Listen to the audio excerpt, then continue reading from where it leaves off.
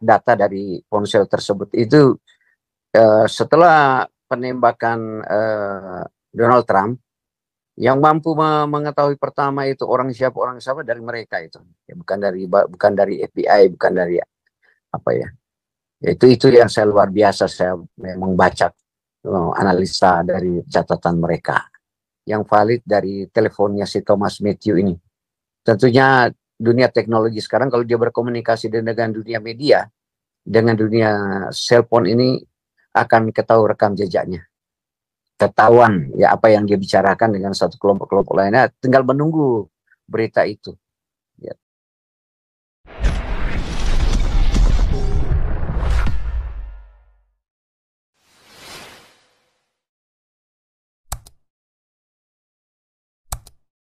Tadi mau bersabda nih. Ini bekas teman saya sih tadi.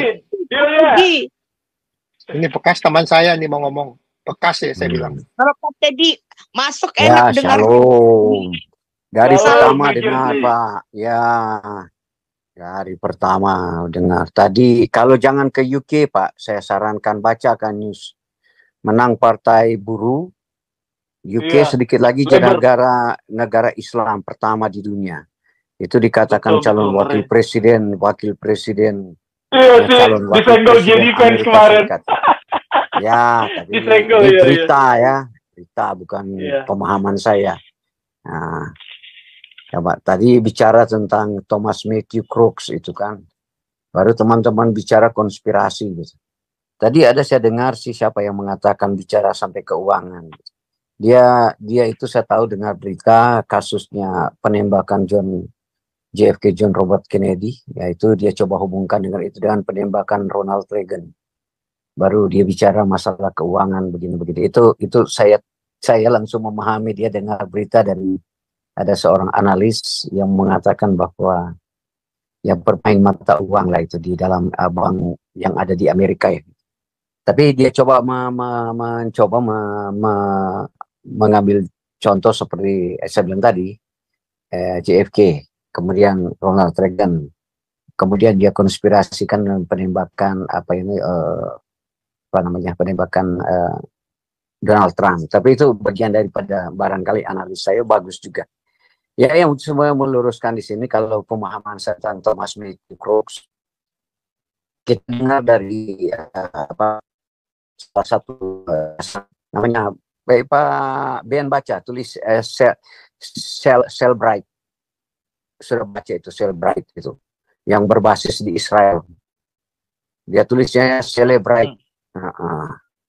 Tinggal dengar dari mereka karena dia cuma kemampuan teknologi bisa mengekstrak data dari ponselnya si Matthew itu. Karena FBI tidak mampu, dia yang mampu. Pertama dari Israel yang mampu itu. Yang membuka bagaimana ada komunikasi antara Thomas Matthew dengan beberapa apa ada atau tidak dari sampelnya Thomas itu, tetapi yang mampu mengelak itu dari Israel yang saya bilang tadi, Cellbrite-nya itu. Mereka mampu mengekstrak data dari ponsel tersebut itu setelah penembakan Donald Trump, yang mampu mengetahui pertama itu orang siapa dari mereka itu, ya, bukan dari FBI, bukan dari apa ya. Itu yang saya luar biasa, saya memang baca analisa dari catatan mereka. Kemudian kita tadi bertanya tentang si penembak ini, Matthew, dan si pakar ahli senjata itu mengatakan sebenarnya AR-15 ini digunakan penembakan sampai 700-800 yard. Tapi si Matthew ini menggunakan hanya sampai 130 yard itu. Tapi ini ulang ya, AR-15 ini efektif sekali sampai 700-800 yard. Sedangkan jarak antara katanya dari Donald Trump sama si Matthew ini 130 yard. Nanti kalau tadi kan ada yang minta topi merah, nggak usah lah Pak, kirim verban baru tempel verbannya di telinga kiri. Itu sekarang yang tren. Bukan topi Pak. Telinga kanan Pak. Andi salah. Kanan. Iya, sebelah kanan. Iya, beli verban ada putih aja baru ditempelkan ke telinga. Ya, sekarang yang aktual sekarang itu, yang tren sekarang itu, yang pendukungnya dia. Ya, kemudian tadi saya saya tidak terlalu itu ya, tidak terlalu fokus konspirasinya itu gerakan-gerakan. Kalau bagaimana responnya dari Joe Biden lain sebagainya, analisa kita tentang apakah ada hubungan dengan itu, saya tidak terlalu itu, kecuali setelah ditemukan data-data yang valid dari teleponnya si Thomas Matthew ini. Tentunya dunia teknologi sekarang kalau dia berkomunikasi dengan dunia media, dengan dunia cellphone ini akan ketahui rekam jejaknya, ketahuan ya apa yang dia bicarakan dengan satu kelompok-kelompok lainnya, tinggal menunggu berita itu. Ya, bagi saya di situ saya menunggu. Kemudian saya mau bilang juga bahwa sekarang ini baru-baru Amerika telah membuka kedutaan baru di Vanuatu, sangat luar biasa, dan baru-baru ini terjadi ada perubahan politik secara di Iran.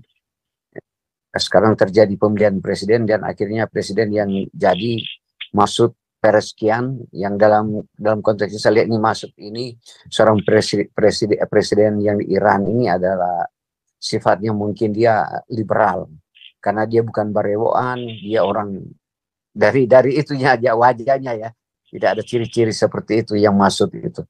Kemudian baru-baru ini telah terjadi penembakan di Oman, penembakan di masjid dan meninggal 9 orang yang dilakukan oleh ISIS. Nah, ini sebagai rentetan menegurkan negara bahwa jangan coba-coba mengatakan bahwa teroris itu tidak ada hubungan dengan agama. Sekarang terjadi besar-besaran di Oman, terjadi penembakan itu dilakukan oleh ISIS mengataskan agama. Ini saya bilang hipotesa ini yang saya sampaikan ke negara. Ya itu yang saya mau sampaikan teman-teman pada dunia sekarang ini yang api sekarang ini. Ya ini aja Pak. Nah, saya baca-baca tadi di news ya. Cuman itu. Terima kasih teman-teman. Ya, terima kasih. Yeah. Thank you Pak Teddy.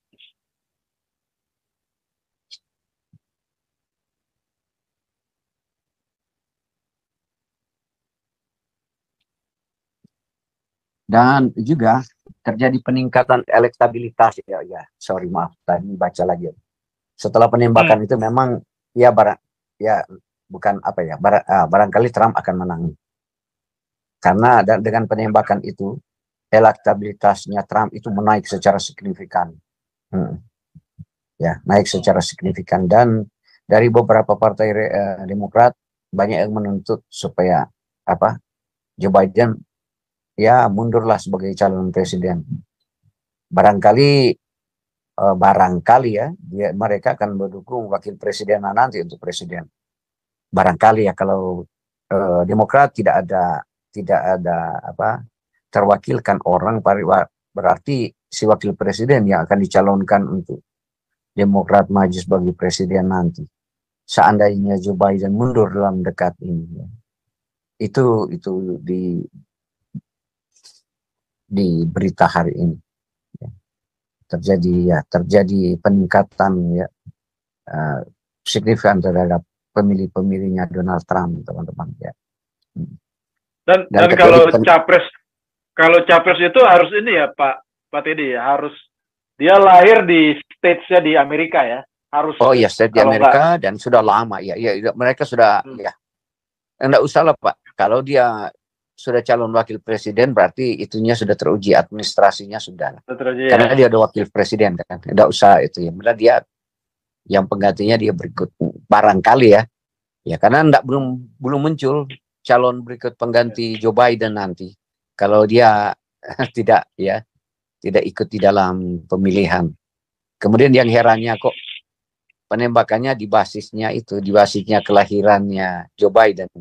Joe Biden kan state-nya Pennsylvania. Iya, dia kan kemarin ke kampungnya di Scranton. Oh, bukan Delaware ya, Pak ya? Ya, Scranton. Kan kemarin di sana dia pulang kampung. Daerah sana, ya. Oh, bukan Delaware ya? Biden bukan di Delaware ya? Delaware lain, Delaware state, first state di United States. Nah, bukan lahir di Delaware. Tapi barangkali saya salah baca, cuman kadang-kadang ya saya hilap juga.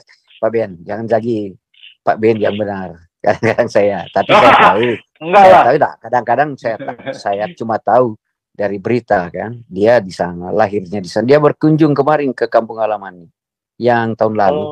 Kira-kira Iya. ya Desember atau saya lupa. Yang ke Scranton daerah sana. Ada rumahnya di sana. Ya, tapi saya juga nggak bantah. Siapa tahu tiba-tiba ya kan. Ya, Delaware. itu Oh, ya. dia itu kalau nggak salah dia jadi senator mewakili ini Delaware, ya. Iya. Salah saya. Oh iya. Gitu benar. Dia mewakili ya, daerah. Tapi kan iya tanah kelahirannya di sana Pak, di Pennsylvania. Oh, siap. Orang tuanya pun Pak di Cekoslowakia masih mewah banget itu di Ceher. Oh, iya. Karena asal dari keluarganya dari sana, nenek. Tapi tadi cerita tadi masalah jangan bawa kerana. Yang bilang kalau dia ditembak mati akan kaos enggak. Amerika sudah berapa kali pengalaman dalam sejarah penembakan, bukan cuma Jeff Kennedy waktu masih zaman perang sipil, sudah berapa kali penembakan presiden Amerika, ada banyak. Tapi negara ini udah mapan melihat itu. Ya itu analisa saya, tidak pernah jadi kaos. Sedangkan siapa itu Abraham Lincoln, dia dimati tembak kan, iya kan, dia mati, ya dia orang presiden luar biasa, tapi tidak terjadi kaos secara signifikan. Karena sudah luar biasa negara ini, demokrasinya sudah teruji, pengalaman itu presidennya sudah teruji. John F. Kennedy dia jadi tembak enggak itu kan, enggak terlalu menciptakan kaos bagi negara ini. Tidak seperti kita membayangkan tadi, akan jadi konflik, enggak ada. Negara pun ini ada beberapa negara yang state ingin merdeka susah Pak, yang terjadi di Texas itu, yang menggunakan bintang 1 di dalam benderanya, mengenang perang sipil tapi susah. Ya, negara ini kalau pemahaman saya ya dari melihat pengalaman dari wawasan kemana susah itu Pak. Sudah makmur negara ini. Sudah itu. Ya, kalau ada pengalihan kekuasaan atau kaos susah. Karena itu unggulnya belajar tentang tata negara itu yang bicara state itu apa keunggulannya itu. Kan punya negara federal, kemudian ada state dikuasai oleh gubernur. Gubernur itu setelah itu bagaimana sistem kepolisian di Amerika yang itu diatur oleh setiap state punya kemampuan. Termasuk secara global di federalnya ada tentara ada tentara yang menjaga apa nasional apa itu defense nasionalnya itu keunggulan.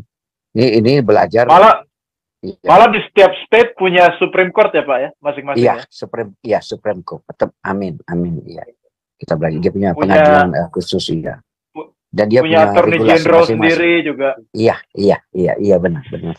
Nah, benar itu Pak.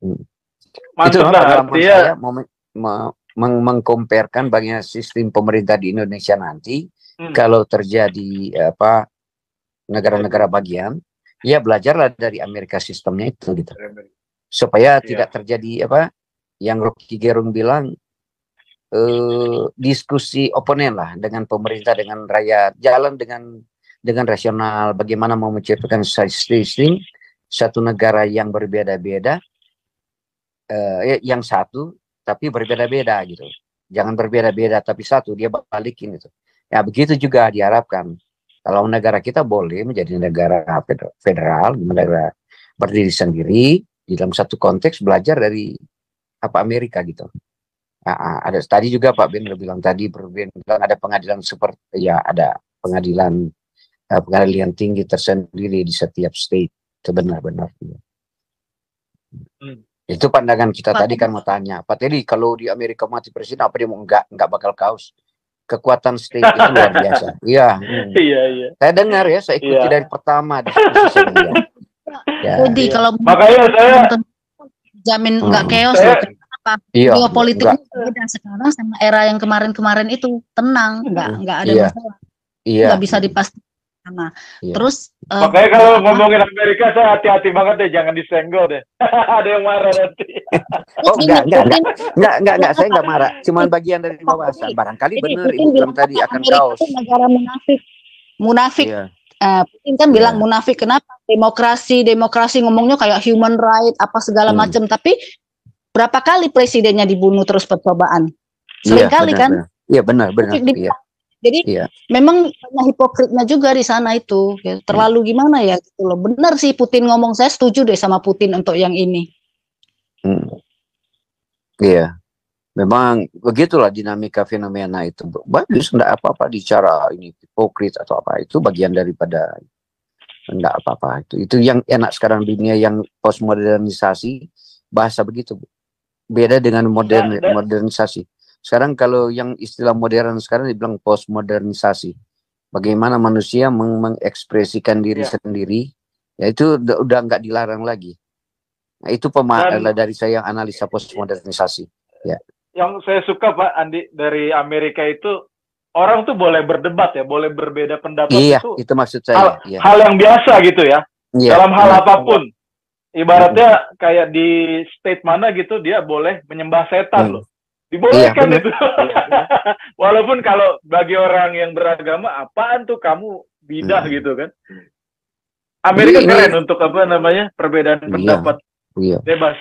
Tapi bertanggung jawab.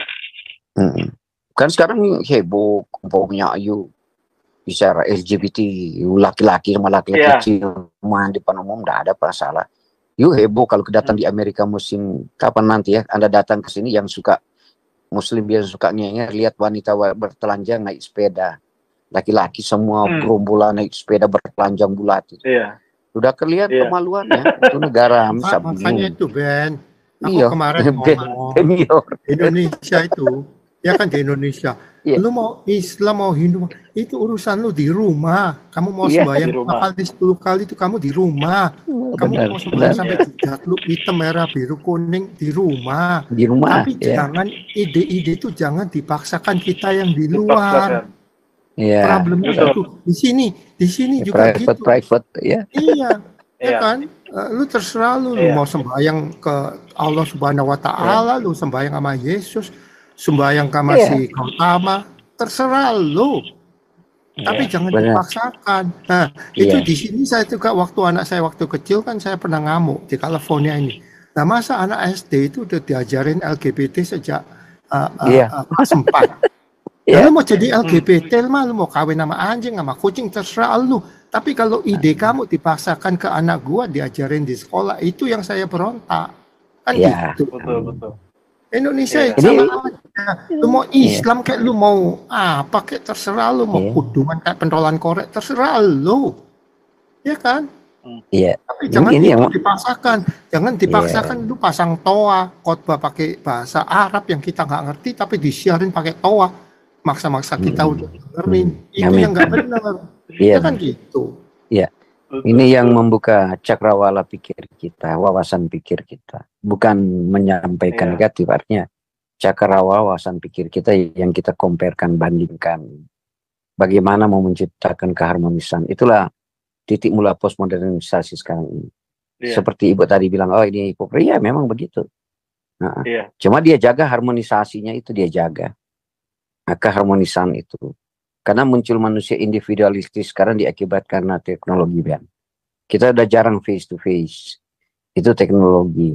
Kemudian yang dekat jadi jauh, yang jauh jadi dekat, ya kan? Kadang-kadang saya sama istri lagi tidur bersama, saya lagi telepon orang yang jauh, yang menjadi dekat, istri di samping saya tidak berkomunikasi. Itu itu kemajuan. Oleh sebab itu tadi bilang ada hipokrit, ada individualistis, apalagi macam-macam itu baik disampaikan, tidak apa-apa. Kemudian tersambung dengan Pak Andi tadi mau mengatakan jangan ranah-ranah dari private dibawa ke publik, ya kan, supaya tidak dipaksakan kehendak pada satu. Silakan dulu punya ini, silakanlah gitu.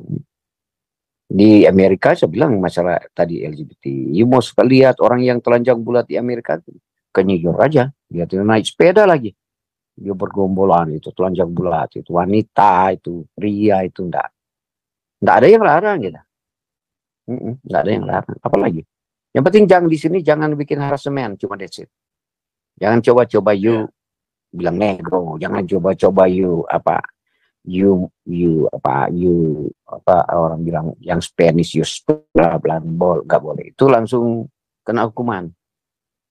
Janganlah, jangan coba-coba. You mau ngomong apa aja silakan. Yang penting don't touch. Cuma itu belajar pengalaman lah. Bagi teman-teman di sini.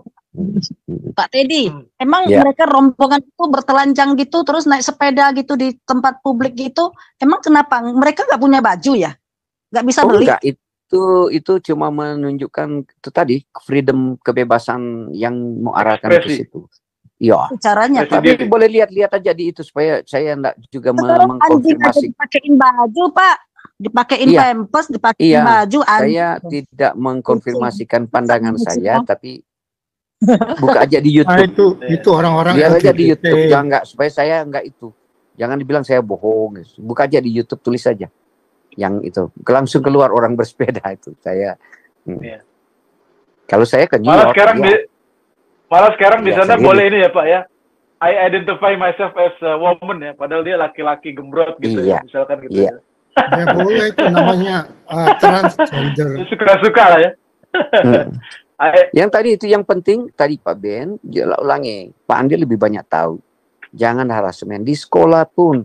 Itu anak disuspended kalau dia salah ngomong gitu. Anak saya aja, si Lina ini, ya dia baru lulus. Saya kalau salah ngomong dia bilang, Papa don't do that. Dia bilang, boleh begitu Papa, itu enggak good, enggak begitu, enggak bagus, boleh. Daripada dia diajarkan ke situ. Tapi sama pandangan saya sama Pak Andi sama. Kalau itu yang disebut ini ya Pak ya, misoginis ya, itu bukan? Iya, sejenis begitu. Misoginis. Ben Alexander bisa jadi Betty Alexander. Iya. Waduh, janganlah Pak. Saya masih suka wanita cantik. Kalau di sini kan bahasanya itu ngaco. Orang hitam dibilang African American. Orang bilang, gua bukan dari Afrika, gua lahir di Amerika. Mereka ngamuk. Nah, sekarang ada lagi kata-kata. Waktu saya punya toko dulu kan sering dikencingin tuh sama orang-orang yang homeless. Saya panggil polisi, saya ngomong sama polisinya. Saya ditegur marah sama polisinya. You cannot call them homeless. Kamu nggak boleh panggil dia homeless katanya. So what am I supposed to call? Oh dia bilang, you have to call them unhoused people. Nah gila nggak pada artinya kan sama. tapi homeless itu dianggap sebagai kata-kata yang kasar. Iya kasar. You cannot call them homeless katanya. You call them unhoused people. I said, screw you. I said, kenapa ya? Polisi emang California itu ya? Iya lah. Iya. Oh, mereka punya hak luar biasa itu Pak. Jangan di-touch itu, si orang-orang homeless itu. Di Amerika juga hati-hati mereka kalau men-fire orang hitam. Di satu company. Baru. Amerika ini ya Pak ya? Niggers ya? Iya, mereka takut. Ya kalau bisu balik mereka dapat restoran itu sekarang dipaksa harus punya tiga kamar kecil.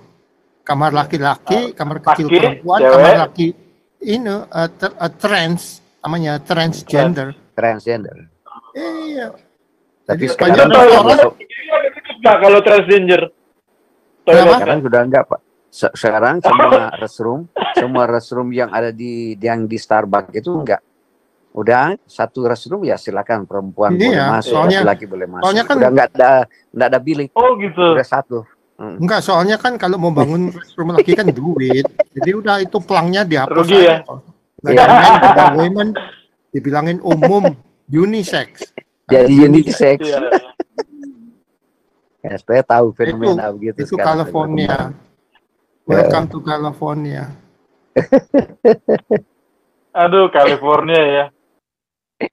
Jangan apa ibaratnya GDP-nya tinggi, tempatnya indah, tapi kok pemerintahannya gitu ya, wah ngeri.